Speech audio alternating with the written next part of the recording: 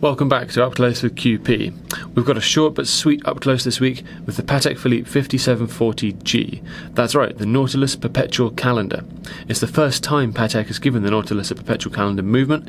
It's powered by the 240Q caliber, cased in white gold and priced at £91,150. If you don't handle Nautiluses every week, it's worth reminding you how great this watch is as a piece of case and bracelet design. The smooth lines are unspoilt by pushers, and the bracelet is ever so thin, yet feels so solidly built. Unlike the chronograph or the travel time, here you get a complicated Nautilus that's faithful to Gerald Genter's original, masterful design. On the dial there's obviously more going on, and this is what's going to split opinion. It's all about how you feel about that ultra-classical dial design and this sports watch case.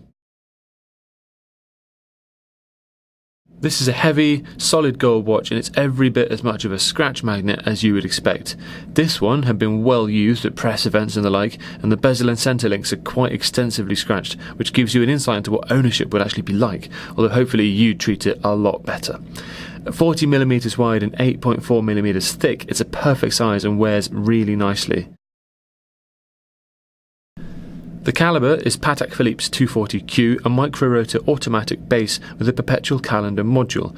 The micro-rotor keeps the watch thin, and there's a nice amount of space around the balance bridge and that relatively small escapement.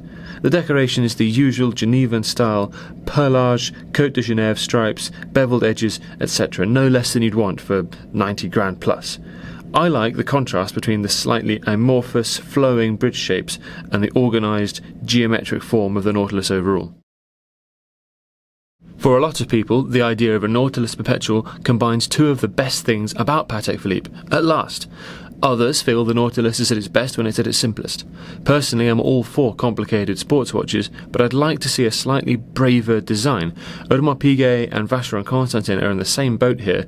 Patek, for me, could have been a bit bolder, brighter, sportier with the dial design.